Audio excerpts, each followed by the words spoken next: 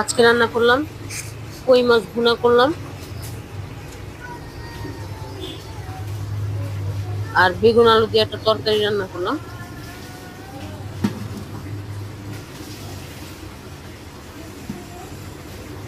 ভাত রান্না করছি আর ডাল রান্না করছি।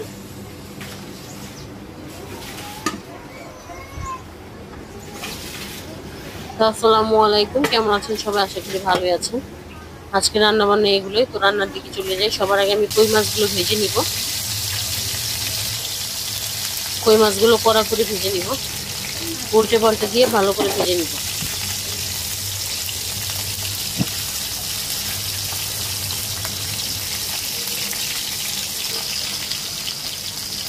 ভাজা হয়ে গেছে, মাছগুলো নামিয়ে দিব। নামিয়ে এরপরে এটার মধ্যেই কই মাছগুলো ভুনা করে নিব। তো পেঁয়াজ দিব আর একটু তেল অ্যাড করবো আমি এটার সাথে। এই যে মাছ ভাজা, তো পেঁয়াজটা ভাজা হয়ে গেছে। এখন এটার মধ্যে টমেটো দিব,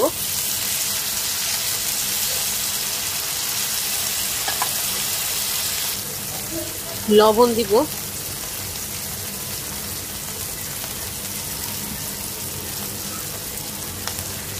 হলুদের গুঁড়া আর মরিচের গুঁড়া দিয়ে দিব।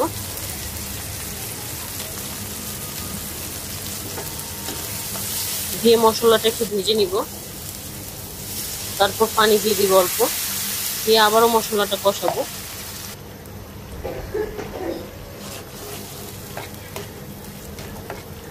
ভালো করে মশলাটা কষাবো।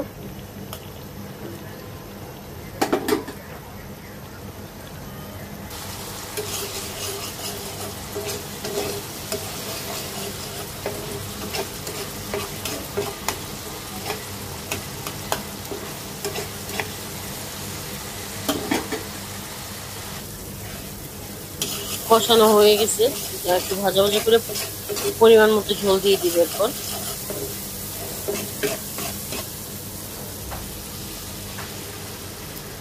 মাছটা ভুনা ভুনা করবো, এই পর্যন্ত আর কি অতটুকুই পর্যাপ্ত পরিমাণে ঝোল দিব।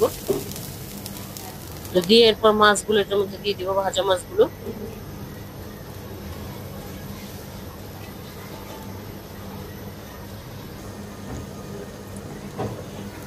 কাঁচামরিচ দিয়ে দিব।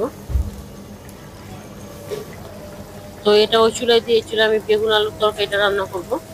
তো বেগুন আলু দিয়ে কই মাছটা রান্না করতে চাইছি, কিন্তু পরে আবার ভাবলাম যে না, মাছটা ভুনা করি, ওইটাই ভালো লাগবে। আর তরকারি যে যে খাবে সে তরকারি নিয়ে নিবে। তো এই জন্য পেঁয়াজটা ভেজে বেগুন আলুগুলো দিয়ে দিলাম। এর মধ্যে টমেটোর কাঁচামরিচ দিয়ে দিচ্ছি। এরপর লবণ, হলুদের গুঁড়া আর মরিচের গুঁড়া দিয়ে দিব। সামান্য মশলা দিব, বেশি দিব না।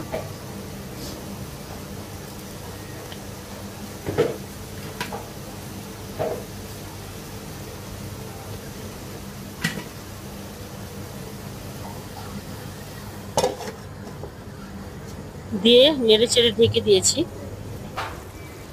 এদিকে মাছটা হয়ে আসছে, হয়ে গেছে, চুলাটা অফ করে দিব। তো তরকারি ঢাকনাটা উঠিয়ে নেড়ে চেড়ে দিব, ভালো করে কষাবো, তেল উঠা পর্যন্ত এটা কষাতে থাকবো।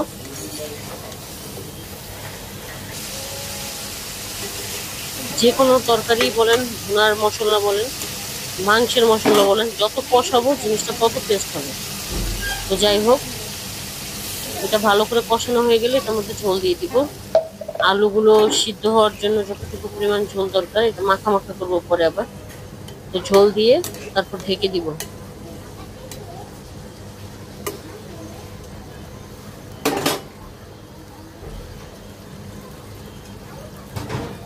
আমার কাছে মনে হলো ঝোল একটু কম হয়েছে, তার একটু দিয়ে দিলাম পানি, দিয়ে আবারও নেড়ে চেড়ে দিয়ে ঢেকে দিলাম। ঢাকনাটা উঠিয়ে আবার একটু নেড়ে চেড়ে দিব। এরপর তরকারিটা মাখা মাখা হয়ে গেলে নামিয়ে নিব। আজকে এই পর্যন্তই, ভালো থাকবেন সবাই, আসসালামু আলাইকুম।